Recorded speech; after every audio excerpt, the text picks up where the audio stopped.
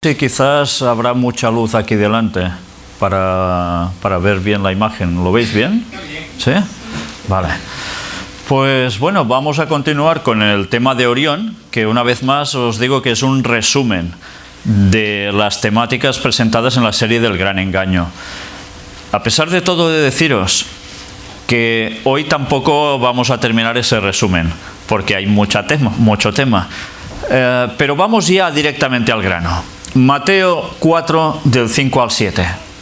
Entonces el diablo le llevó a la santa ciudad y le puso sobre el pináculo del templo. Y le dijo: si eres hijo de Dios, échate abajo, porque escrito está: a sus ángeles mandará acerca de ti, y en sus manos te sostendrán, para que no tropieces con tu pie en piedra. Jesús le dijo: escrito está también: no tentarás al Señor tu Dios. Si ayer estábamos hablando sobre piñas y todas esas cositas, quedó una palabra aún pendiente de analizar. Y tiene que ver precisamente con esto: pináculo. ¿Os habéis parado a pensar dónde trasladó Satanás a Jesús? ¿Qué era esto? Todos decimos sí, lo puso arriba en el templo. Pero mirad la palabra utilizada, ¿en qué lugar fue del templo? Sobre el pináculo del templo. Estamos hablando del templo de Herodes, no es el templo de Salomón. Algo había cambiado ya. Pero, ¿cómo os imagináis el pináculo del templo? Un algo así, ¿no? Pues, ¿habíais pensado alguna vez que el templo tenía pináculo? Pues sí, lo tenía. Significado de pináculo: punto más alto de un edificio magnífico o templo. Y todo esto ya nos hace pensar en algo. Si es el punto más álgido, y además como cúspide, como una cima, vamos a ver algo más. Era adorno arquitectónico en forma de cono o pirámide. Curioso, ¿eh? Forma de cono o pirámide, y estaba en el templo de los judíos, en el mismo templo que Jesús fue a decir algo. Sacó de en medio a los cambistas, les echó las mesas por el suelo con el látigo, y ¿qué dijo? Mi casa es casa de oración. Pero él dijo que eso era su casa, o la casa de su padre también, ¿no? Pero ya veis, cono o pirámide. Mirad esto, que es bastante interesante, es una página de arqueología, y se habla sobre el monte del templo de Jerusalén. Ya sabéis que el historiador Josefo fue un personaje importantísimo, sobre todo para la gente más moderna, que nos sirve de referencia para saber muchos detalles de esa época antigua, de los tiempos de Jesús. Josefo menciona que fue probablemente en el pináculo del templo donde Satanás le dijo a Jesús que saltara, en Mateo 4, y todavía puede ser visto hoy, exceptuando la torre que estaba en el borde, en la orilla sudeste del monte del templo. O sea, ese lugar aún existe, lo que falta es la parte final. Y Josefo escribió en Antigüedades 15: esta columnata merece ser mencionada más que cualquier otra bajo el sol, porque aunque el valle era muy profundo y su fondo no podía ser visto, si uno miraba desde arriba a lo profundo, esta gran elevación mucho más vasta de la columnata estuvo a esa altura, hasta tal punto que si alguien miraba hacia abajo desde la cumbre de las almenas o desde ambas alturas, se mareaba, aunque su mirada no podía llegar a tan inmensa profundidad. Esto no lo tenemos presente, ¿verdad?, cuando imaginamos esa escena de Jesús allí con esas tentaciones de Satanás. Aunque el valle de abajo es actualmente más alto de lo que era en los tiempos antiguos, la distancia desde la parte superior del muro hasta el valle es todavía inmensa. Agregue la torre, la antigua profundidad del valle, y la descripción de Josefo en Mateo 4 es muy apropiada. Pues nada, mirad esa parte aún ahora. Es esto. Satanás llevó a Jesús por aquí arriba, donde falta lo que sería el pináculo. O sea, que aún sería más arriba. Y esto, mucho más abajo. Por eso esa descripción de Josefo. Esta es una perspectiva desde una parte inferior del terreno. Como es arriba, es abajo. Habíamos dicho que era una frase hermética que utiliza mucho la masonería, pero que una vez más nos vamos a dar cuenta que ni en eso Satanás consigue un invento. Lo que hace es un plagio. Mateo 6, 9 y 10. Palabras de Jesús. Vosotros pues oraréis así. Padre nuestro que estás en los cielos, santificado sea tu nombre. Venga tu reino, hágase tu voluntad, como en el cielo, así también en la tierra. Como es arriba, es abajo. ¿Os dais cuenta? Ni en eso Satanás es original. Plagia. Estas dos fotografías están aquí con la relación de estos textos. Salmo 97, 1 y 2. Jehová reina, regocíjese la tierra, alégrense las muchas costas, nubes y oscuridad alrededor de él. Justicia y juicio son el cimiento de su trono. Mirad cómo cambia la perspectiva cuando sabemos todo lo de Orión. Eso que podríamos enmarcarlo exclusivamente en una zona de terreno donde el trono de Dios pudiese estar puesto también en la tierra para pensar en algo. Pues ahora sabiendo lo de Orión, qué connotación tan distinta coge este versículo, ¿eh? Y Éxodo 20, 21 y 22 de versículos nos dice: entonces el pueblo estuvo a lo lejos, y Moisés se acercó a la oscuridad en la cual estaba Dios, o sea, aquí, cuando se presentó el Señor. Y Jehová dijo a Moisés: así dirás a los hijos de Israel, vosotros habéis visto que he hablado desde el cielo con vosotros. Cuando el Señor bajó, hizo una representación en pequeño, en definitiva, del mismo Orión, donde está su trono, para venir a hablar con Moisés. Se rodeó de oscuridad, igual donde está su trono, pero a su vez, donde también hay luz. Y esto de aquí es algo que os dije ayer. ¿Sabéis? Esto está extraído de una imagen de satélite. Esto no lo vais a ver normalmente en ningún lugar. A mí me lo dio un señor que tiene una librería judía en Girona, en mi ciudad, aunque él es evangélico. Y él normalmente va cada año a la Feria del Libro en Israel. Pues allí alguien le dio precisamente una foto, es una cosa así de alta, algo así más o menos de ancha, de la tierra de Israel, vista por un cierto momento, una cierta hora del día, desde satélite. Pues cuando estuvieron analizando se quedaron helados, porque vosotros sabéis cómo son las letras hebreas, ¿verdad? Que son muy características.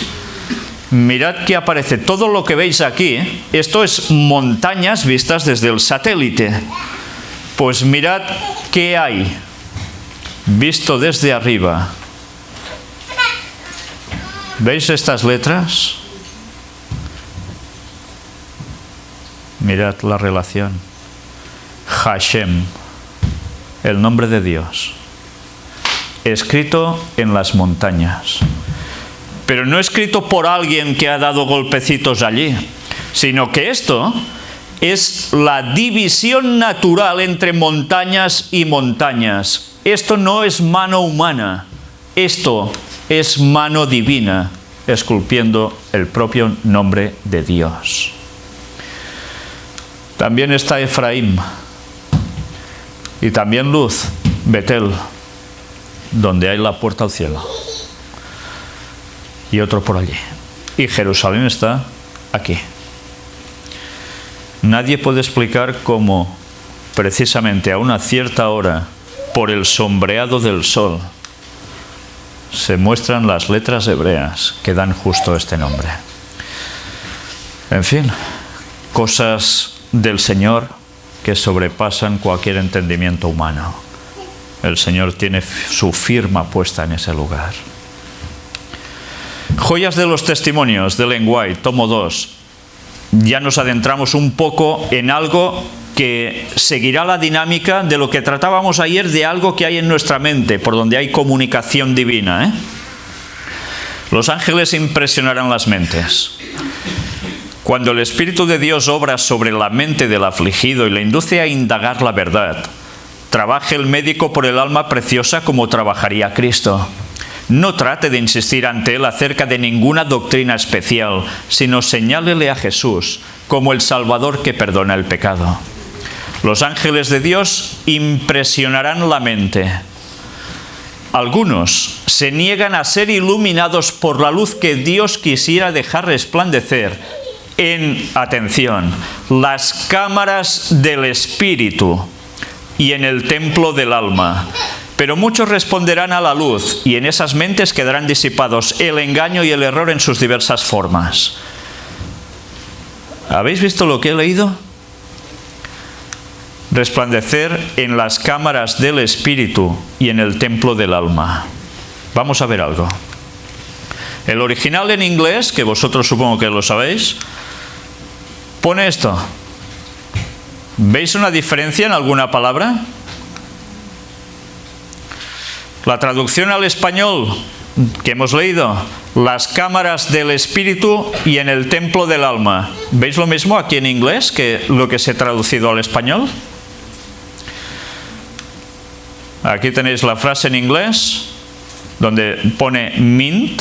¿Cómo lo pronunciáis? ¿Mind? ¿O sí? Sería la verdadera traducción, no cámaras del Espíritu, sino las cámaras de la mente y en el templo del alma. Mirad que cuando estábamos tratando ayer sobre esos plagios de Satanás, él sabe muy bien que tenemos ese punto que el mundo oriental se ha encargado también de fomentar y de desviar a la gente a través de él hacia el espiritismo. Pero sabe que hay las cámaras de la mente, ese lugar en concreto, donde hay algo más que un simple cerebelo. Y ahora una sorpresa también.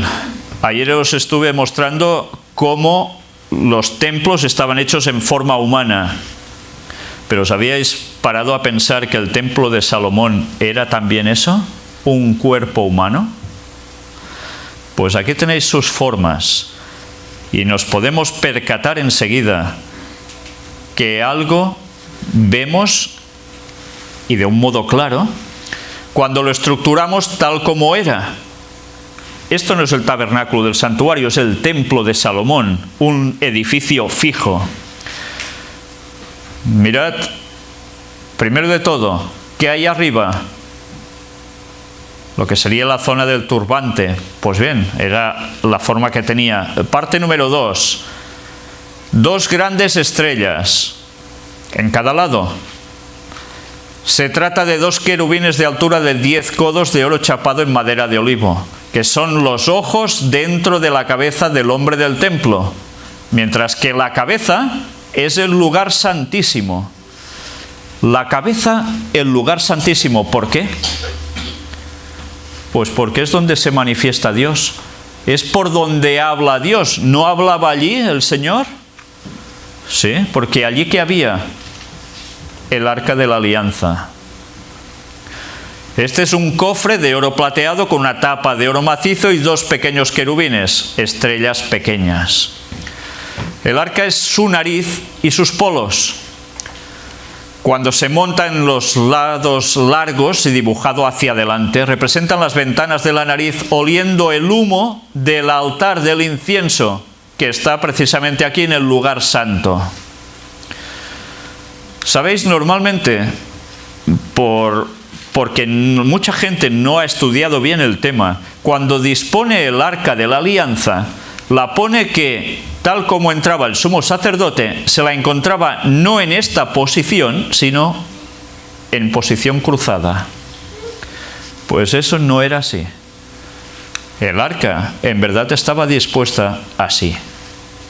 Y todo eso tiene su significación, especialmente porque era el modo en que el sacerdote se giraba hacia la derecha y ponía la sangre aquí.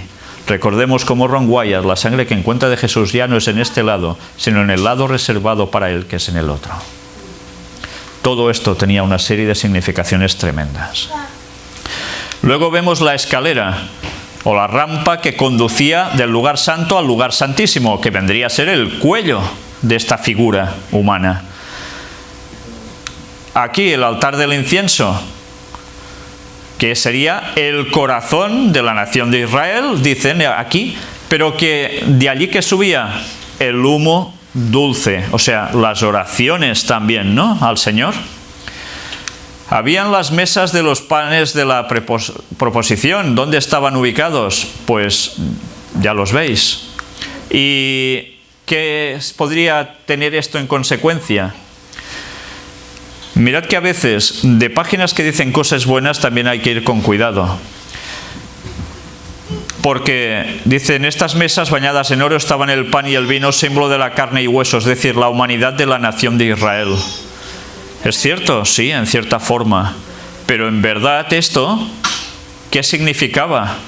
El pan, ¿quién era? Era Cristo mismo. Porque todo, en verdad, todo el templo y todos los utensilios simbolizaban al mismo Jesús. Por eso, examinarlo todo y retener lo bueno. Y desde luego aquí hay mucha cosa buena, pero a veces siempre puede haber un detallito que hemos de tener en cuenta para que no nos cuelen cosas que no son, ¿eh? Después las lámparas, los candelabros de 7 brazos, las menorás. Ya sabéis que en el templo de Salomón no solo había uno. ¿Cuántos habían? 1, 2, 3, 4, 5, 6, 7, 8, 9, 10. De 7 brazos. Total, 70. Y ellos lo acreditan aquí como a los 70 israelitas que aparecen en Éxodo 1:5, que eran descendientes de Jacob. Pero desde luego, después hay algo más. Las 2 columnas, Jaquín y Boaz, las mismas 2 columnas que la masonería sigue utilizando en sus logias, y el altar del sacrificio, donde serían los pies. Bueno, no todo era porque sí. Cuando hablamos del templo de Dios, el cuerpo nuestro, es precisamente la simbología. Todo esto representaba a Jesús de arriba abajo, pero también nosotros participamos de su cuerpo. Mirad cómo las enseñanzas son continuas. Templo, cuerpo.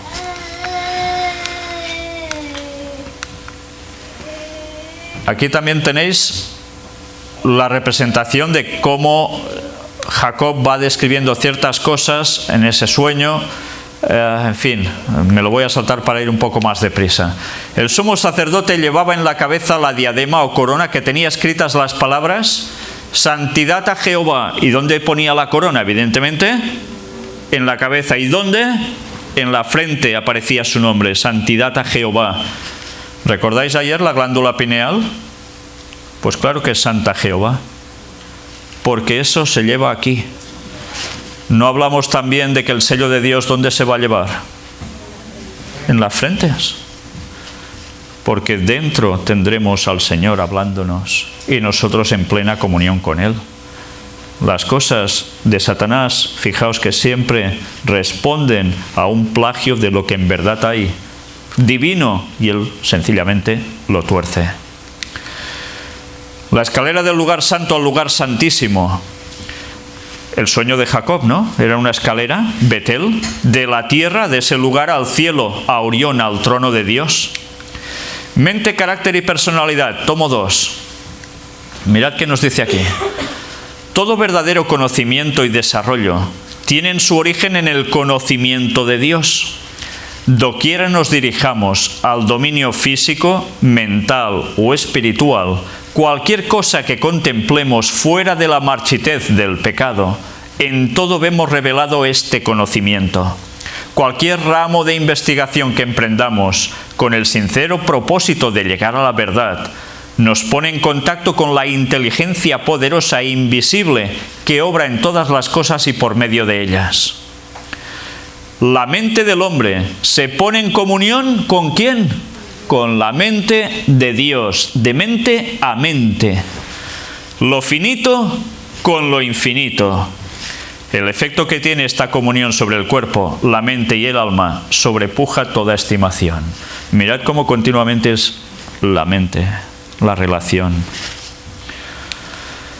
Se debería reconocer a Dios como el autor de nuestro ser. La vida que nos ha dado no es para malgastarla. El descuido relativo a los hábitos corporales pone de manifiesto un descuido del carácter moral.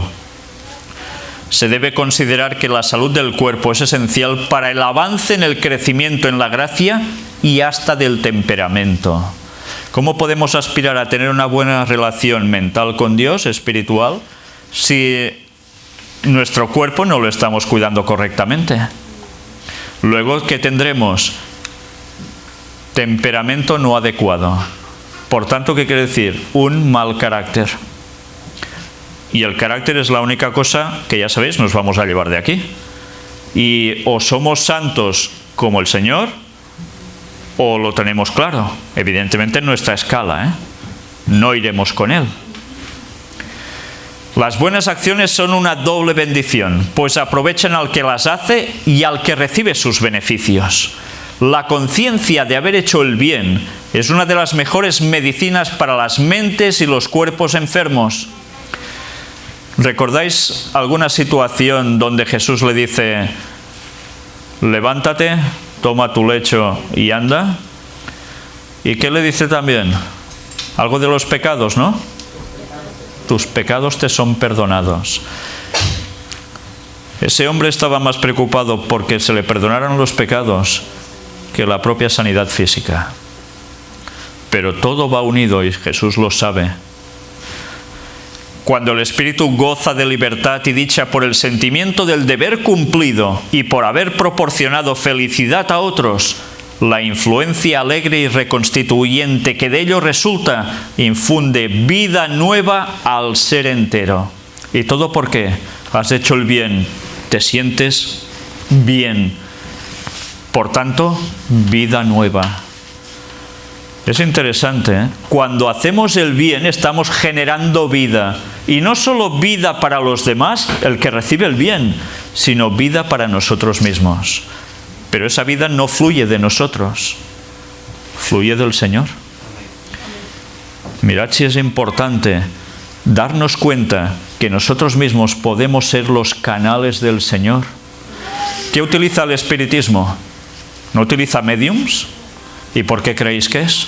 Pues porque Satanás hace lo mismo, actúa en las personas y los hace servir de canales para transmitir algo. ¿Por qué? Porque sabe por dónde entrar. Copia lo de Dios. Pero desde luego nosotros debemos ser canales para el Señor, no para el diablo. Aquí tenéis un escrito interesante. No sé si conocéis este libro. Está en inglés. Es un libro que difícilmente vais a encontrar en una iglesia oficial adventista de la denominación, porque son escritos de Paulson and Kress Collections y de cartas de Ellen White. Esto es privado, no está en propiedad de la iglesia adventista, pero lo podéis conseguir por internet y os lo recomiendo porque tiene citas extraordinarias que a veces no siempre gustan que estén, pero están. Está más o menos traducido un poco así en ese plan, ¿eh? Elegido de Dios y precioso, considerad todo aquel que invoca el nombre de Cristo. ¿Ha probado que el Señor es misericordioso? Esto ha sido una parte real de su experiencia, representada en Juan 6 como comer la carne y beber la sangre del Hijo de Dios. Como niños recién nacidos, aprendiendo a desechar la leche pura de la palabra, que ella crezcáis para salvación. Bueno, ya veis que la traducción es un poco así. ¿En algún momento de su vida han convertido verdaderamente? ¿Ha nacido usted de nuevo? Si no es así, entonces es el momento para que usted pueda obtener la experiencia que Cristo le dijo a uno de los gobernantes que debe tener. Os es necesario nacer de nuevo, dijo. Que el que no nace de nuevo no puede ver el reino de Dios.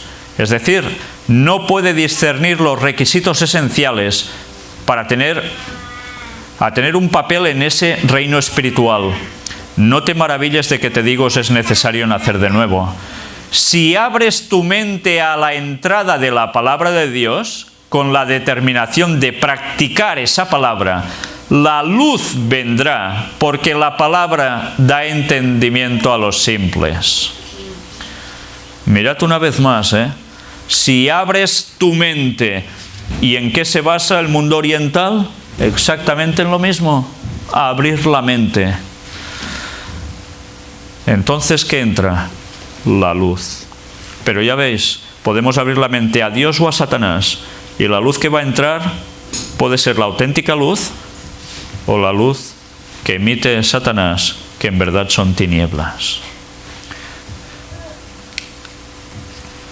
Bueno, aquí una comparativa más sobre Orión, aparte de todo el tema horóscopo, porque todo ese tema de Orión, situado en la glándula pineal, Adam Kadmon, es el nombre que le dan ellos al ser, al hombre, de un modo íntegro, y estoy hablando de los judíos cabalistas. Mirad cómo todas estas significaciones, estas gentes lo tienen más que recogido, pero evidentemente no como nosotros. En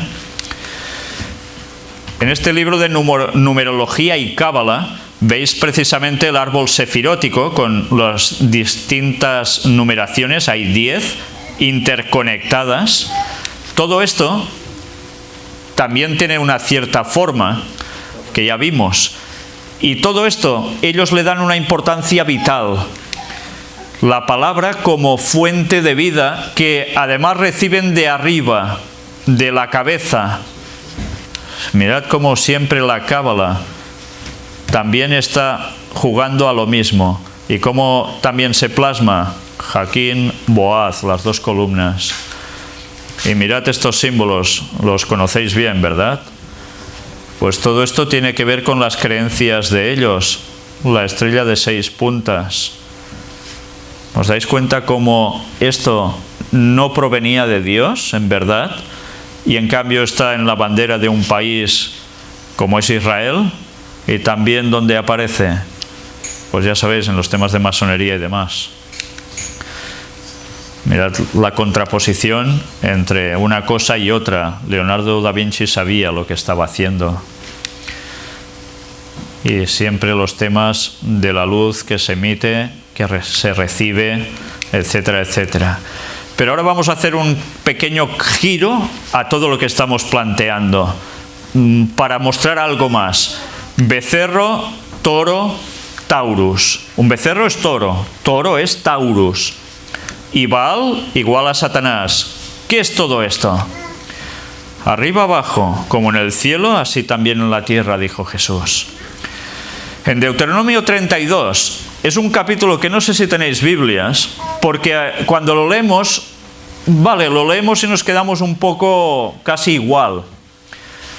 Mirad a partir del versículo 9, porque nos vamos a dar cuenta que el tema de Orión está más implícito en los textos de lo que puede parecer a simple vista. Ayer que dijimos que era Orión, el cazador, ¿no? También.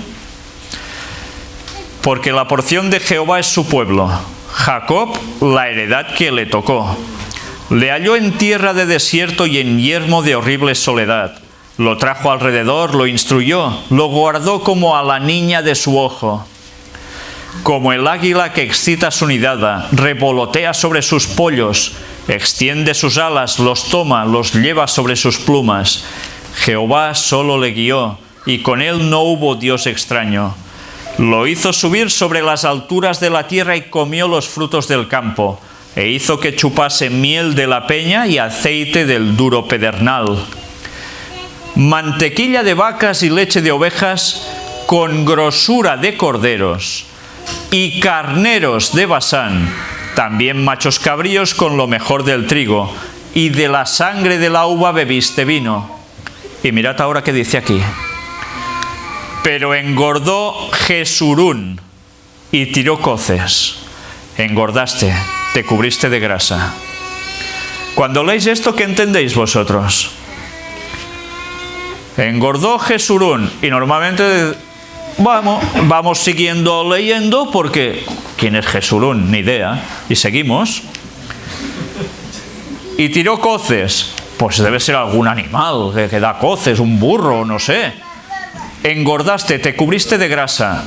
Aquí ya vemos que está diciendo que hay una gordura, que te cubres de grasa, y se está refiriendo a seres humanos, a alguien. Entonces abandonó al Dios que lo hizo y menospreció la roca de su salvación. Le despertaron a celos con los dioses ajenos, lo provocaron a ira con abominaciones. Sacrificaron a los demonios y no a Dios, a dioses que no habían conocido, a nuevos dioses venidos de cerca, que no habían temido vuestros padres. De la roca que te creó olvidaste. ¿Te olvidaste? Te has olvidado de Dios, tu creador. Y ahora diréis, bueno, ¿y esto qué es? Vamos a ver qué es. Vamos a Strong. Os sigo recomendando.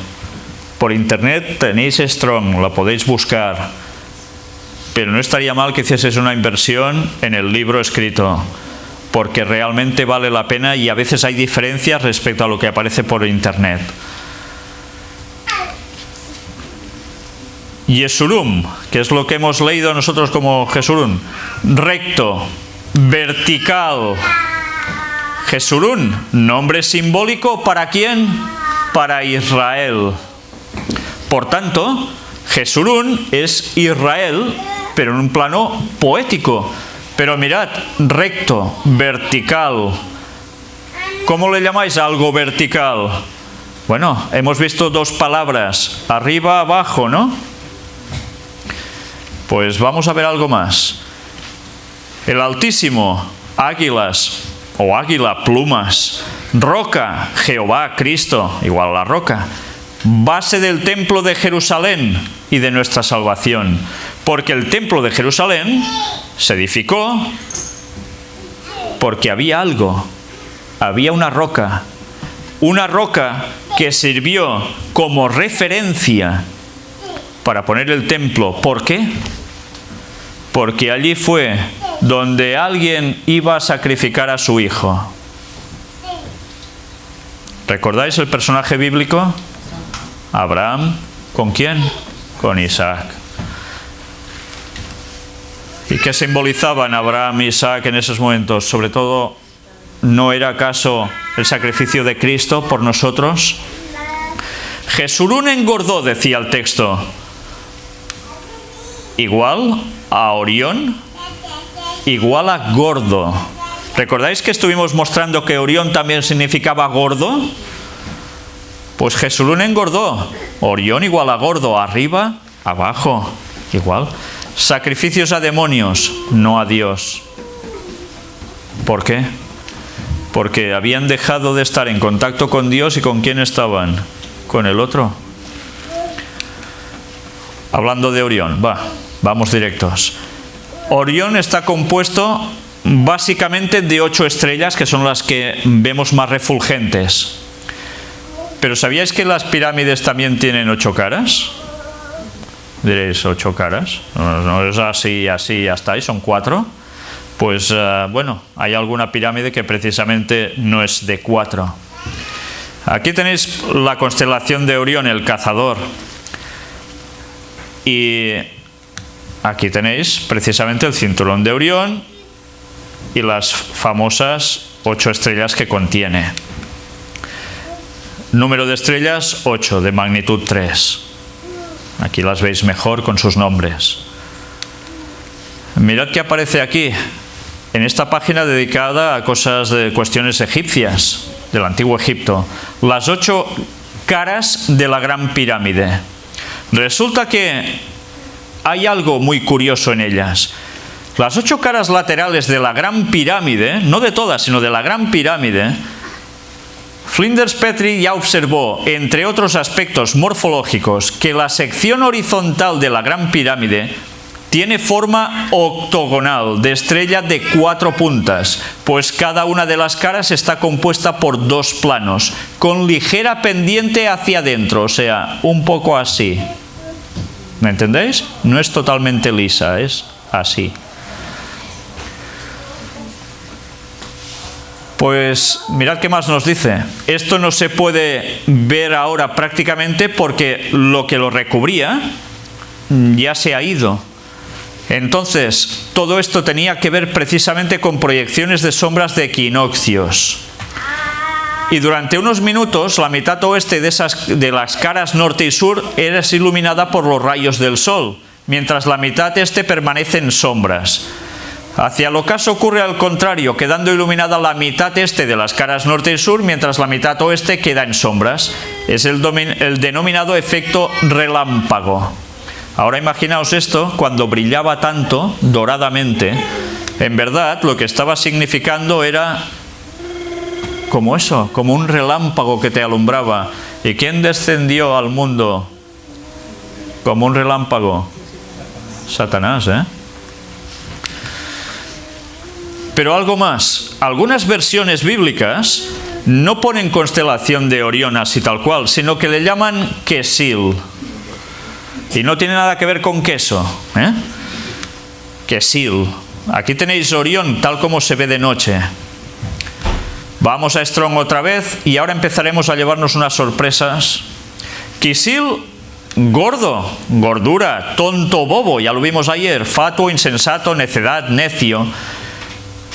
Kesil, cualquier constelación notable, especialmente Orión, como robusta, Orión, lucero. Mirad, ¿y Satanás cómo era apodado también? Lucero. Una vez más nos damos cuenta que Satanás prácticamente todo lo de Dios en conjunción, ¿eh? Después ya sabemos cómo todo ha ido diferenciándose tanto. Pero también Kesil, un lugar en Palestina.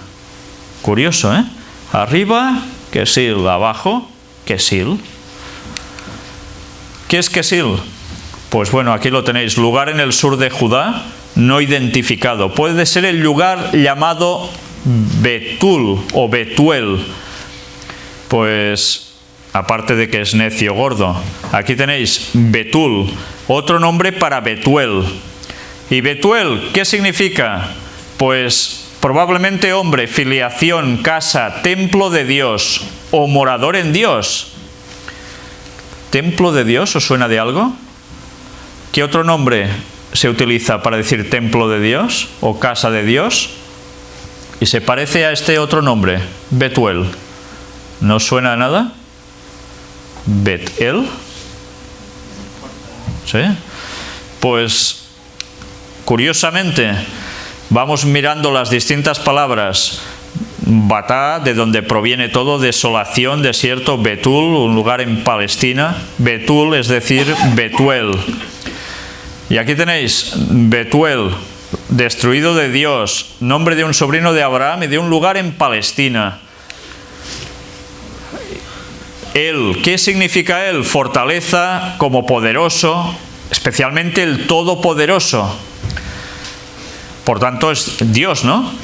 Orión igual a Kesil, que es igual a Betuel. Betuel es igual a hombre, filiación, casa, templo de Dios o morador en Dios. Betuel es similar a Betel. Y recordamos que Betel, el Beitel, Dios de Betel, es el título dado a un lugar consagrado por Jacob. ¿Y dónde aparece Betel? ¿En qué lugar es que él dice Betel? ¿Qué hace? Pone una piedra, ¿no? También la unge con aceite. Todo esto eran representaciones y simbologías de algo más, ¿eh? Pues, ¿qué es Betel? Casa, templo de Dios. Por tanto, Betuel es igual al hombre, filiación, casa, templo de Dios o morador en Dios. Betel es casa, templo de Dios. Y si vamos mirando las raíces de las palabras de Jerusalén, mirad que nos va llevando a fundado en paz. Eso es lo que quiere decir Jerusalén, que tiene vinculación con todo ese lugar. Pero si vamos mirando la derivación de las palabras, no sé si sabéis cómo funciona una concordancia Strong. Tenéis que buscar una palabra que aparece en vuestras Biblias, mejor si es la Reina Valera 1960, porque va en concordancia con esto.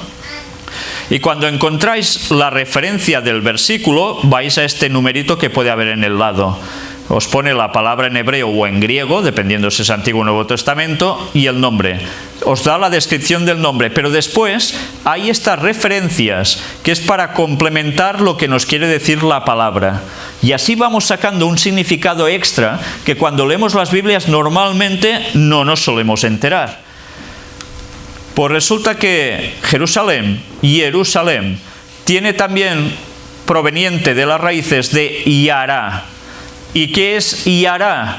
Fluir como agua, colocar o lanzar, una flecha, disparar, lluvia.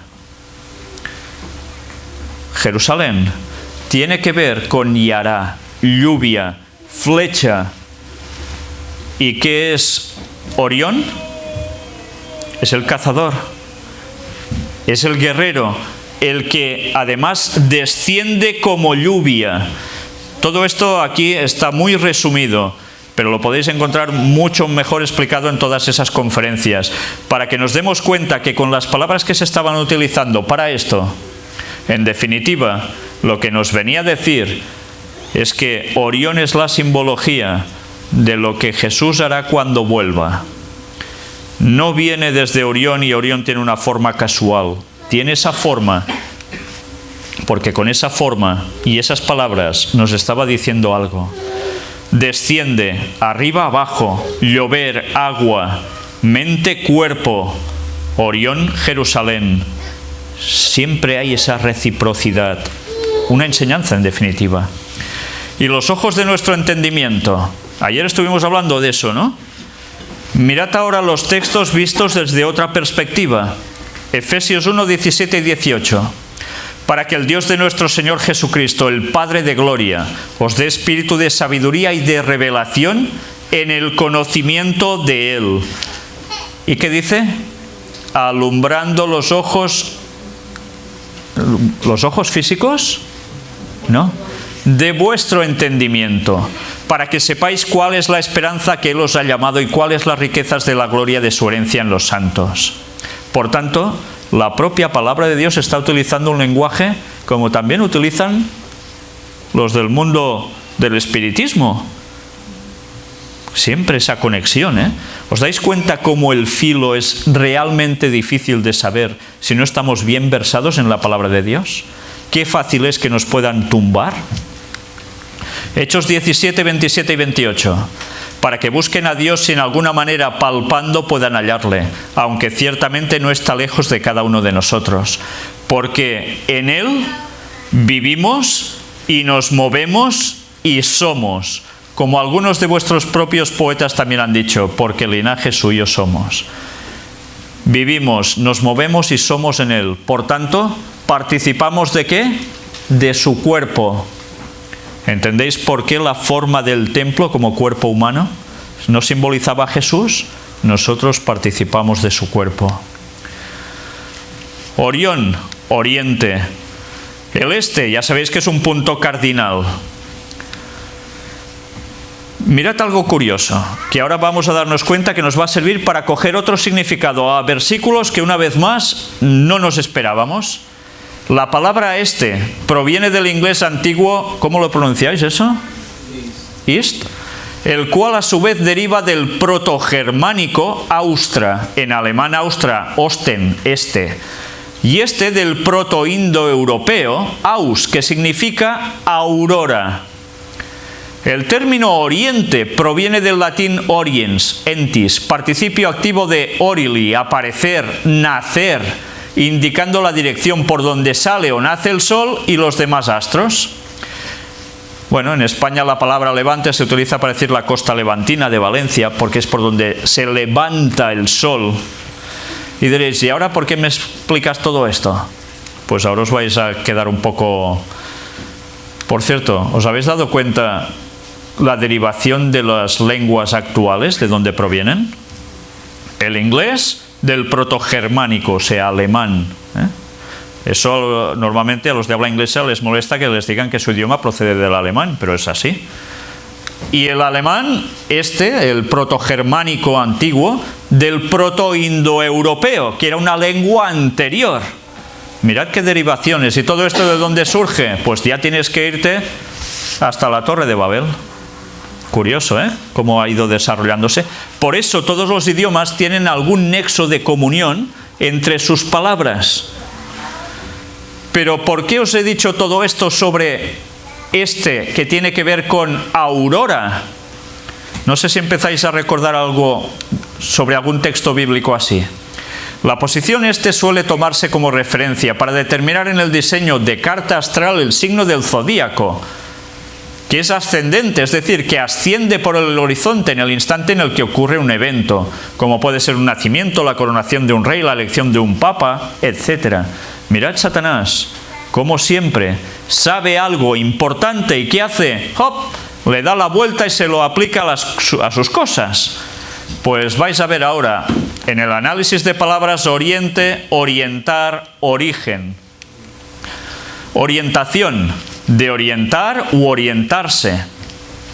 Localización del cuerpo en el espacio con desplazamiento hacia un punto dado. El órgano central de la orientación, ¿dónde está? En el cerebelo. Desde allí te orientas. ¿Y qué hay en el cerebelo?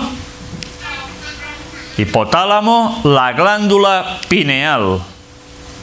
Curioso que eso te orienta. Oriental, de oriente, claro, cómo no. Orientar, colocar una cosa en posición determinada respecto a los puntos cardinales. Con eso te orientas. Oriente, nacimiento de una cosa. Vamos a ver algo más ahora. Origen, aquello de que una cosa procede, país donde uno ha nacido o arranca la familia o de donde una cosa proviene. Y de las coordenadas, punto de intersección de los ejes coordenados. O sea, el origen parte de aquí. ¿Qué significa esto? ¿Cómo diríamos que es esto nosotros? Una cruz, ¿verdad? El origen, nos orientamos, Orión, a partir de cruz. ¿De quién entonces? Del sacrificio de Jesús por nosotros. Orión, constelación ecuatorial situada entre Unicornio y Tauro, de la cual forman parte las estrellas Betelgeuse y Rigel. Y Ezequiel 43, ahora veremos una vez más que leyendo los textos empezamos a coger una vislumbre que no teníamos. ¿Cuántas veces habéis leído Ezequiel 43 y os habéis enterado de algo de lo que pone aquí? Sí, os habéis enterado de algunas cosas, evidentemente, pero ahora mirad esto. Me llevó luego a la puerta que mira hacia el oriente. Nosotros cuando lleguemos a la Nueva Jerusalén, ¿no se van a abrir también las puertas? Y oriente, Orión. Pues mirad, me llegó a la puerta que mira hacia el oriente. Y aquí la gloria del Dios de Israel que venía del oriente. Y su sonido era como el sonido de muchas aguas y la tierra resplandecía a causa de su gloria. Y el aspecto de lo que vi era como una visión, como aquella visión que vi cuando vine para destruir la ciudad. Y las visiones eran como la visión que vi junto al río Quebar y me postré sobre mi rostro. Y la gloria de Jehová entró en la casa por la vía de la puerta que daba al oriente. Podía haber elegido cualquier otra puerta, ¿eh? No, la del oriente. Y me alzó el espíritu y me llevó al atrio interior. Y aquí que la gloria de Jehová llenó la casa. Todo en el oriente. Y por allí, ¿quién aparece? Ya lo sabemos, ¿no? ¿Recordáis este texto clave de Oseas 6 del 1 al 3? Lo estuvimos tratando para otro tema que parece que no tiene nada que ver con este. Pues resulta que la tiene toda la conexión. Venid y volvamos a Jehová, porque Él arrebató y nos curará, hirió y nos vendará. Nos dará vida después de 2 días, en el tercer día nos resucitará y viviremos delante de Él. Ya lo hemos visto.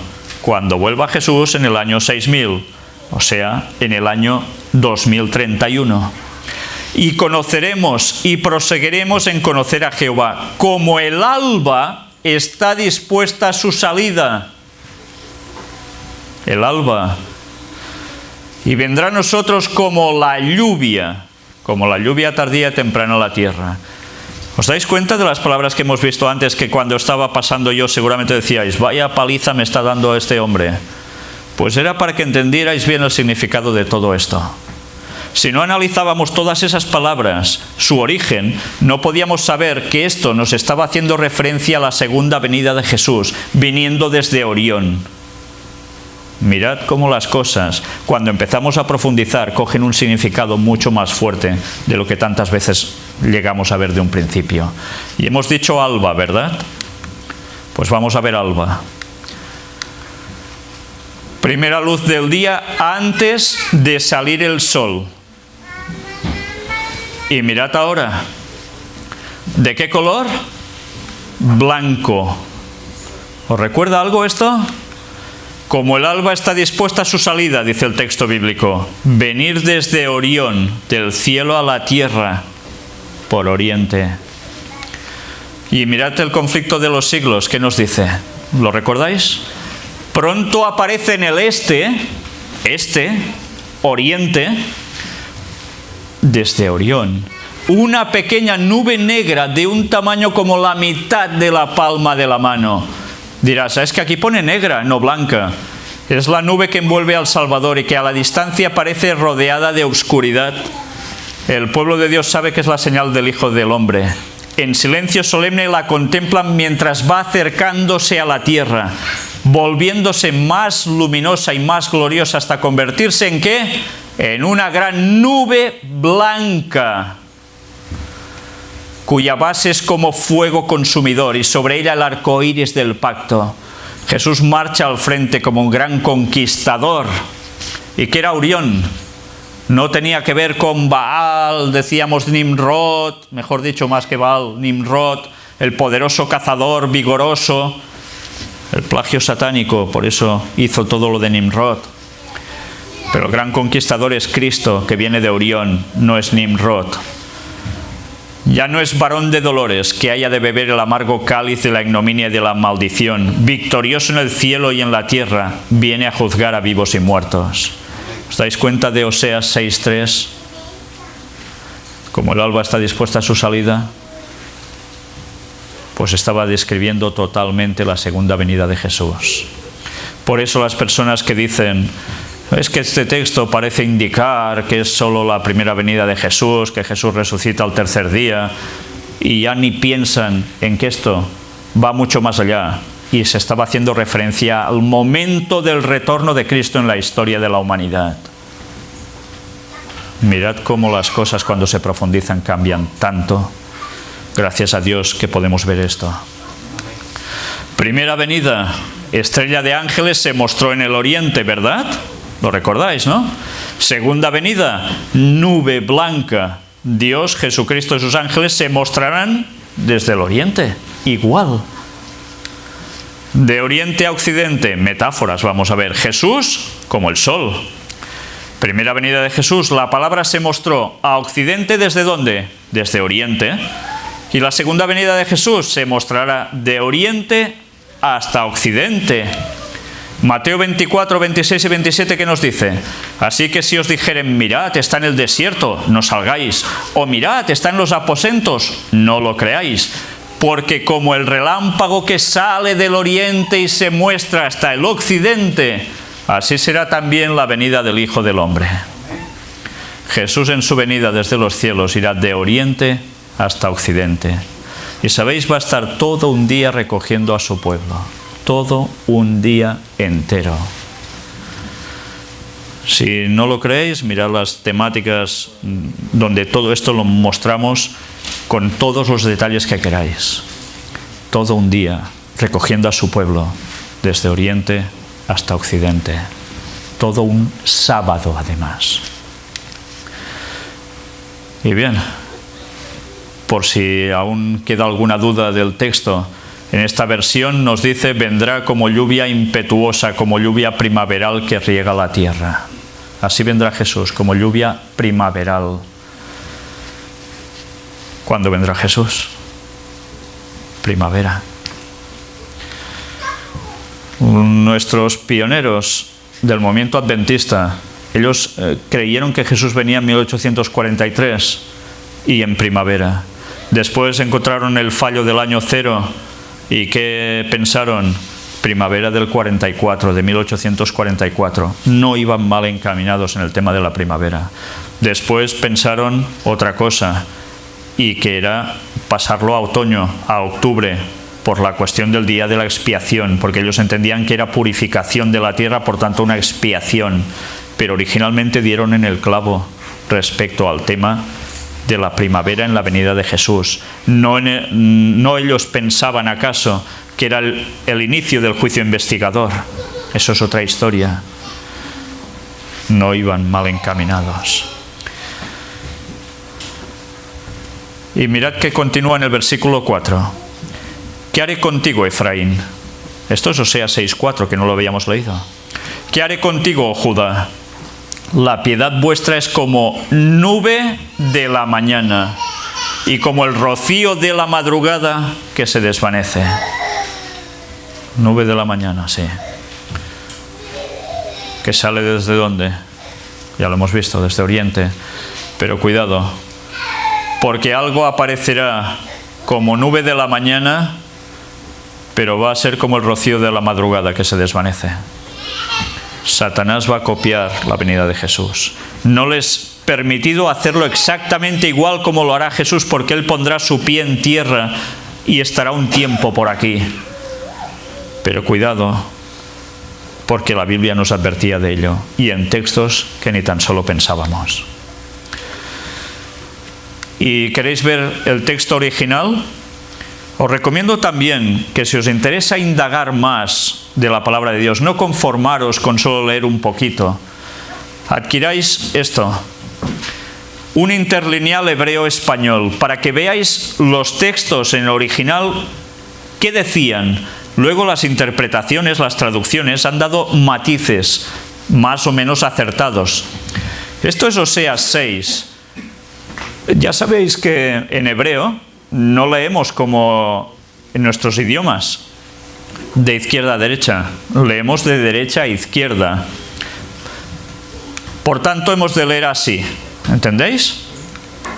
Venid y volvamos a Yahvé, pues Él desgarró, pero nos curará, hirió, pero Él nos vendará, nos reavivará después de 2 días, en el día, el tercero, nos levantará y viviremos en su presencia. Por tanto, conozcamos, prosigamos para conocer a Yahvé como amanecer. Como amanecer, ¿eh? Como amanecer que aparecerá su salida y vendrá como lluvia para nosotros, como lluvia de primavera, riega tierra. ¿No queda claro cuándo vendrá Jesús aún? En fin.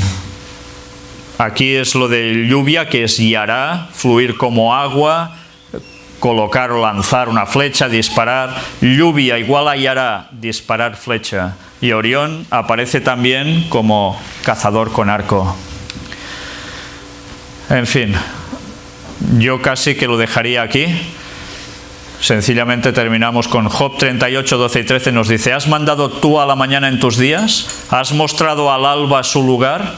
Para que ocupe los fines de la tierra y para que sean sacudidos de ella los impíos. Alba, salida del sol por oriente. Desde ese punto los impíos serán sacudidos. La segunda venida de Jesús será desde el oriente, Orión. Mirad cómo los textos que leíamos y nos decían cosas y nos pasábamos rápido a las páginas, ahora nos lo vamos a ver de un modo más que diferente. Y aquí lo voy a dejar, porque creo que con esto es suficiente para no cansaros. Pero démonos cuenta que o estudiamos la palabra de Dios a fondo, pidiéndole al Señor que nos ayude a ampliar conocimientos, a abrir nuestras mentes para recibir su luz, o nos vamos a quedar con las verdades a medias. Dios no quiere un pueblo de catetos. Dios quiere un pueblo de personas inteligentes que amplíen su mente. ¿Sabéis cómo? A través del estudio de su palabra. No con grandes conocimientos científicos y otras cosas, que quien pueda mejor.